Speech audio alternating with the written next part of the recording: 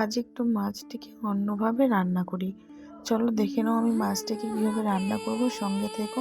আমি নুন হলুদ মাখিয়ে মাছটাকে রেখে দেব এবং তেলে পেঁয়াজ বাটা, টমেটো বাটা আর লঙ্কা বাটা, জিরা বাটা দিয়ে আমি কষিয়ে নেব।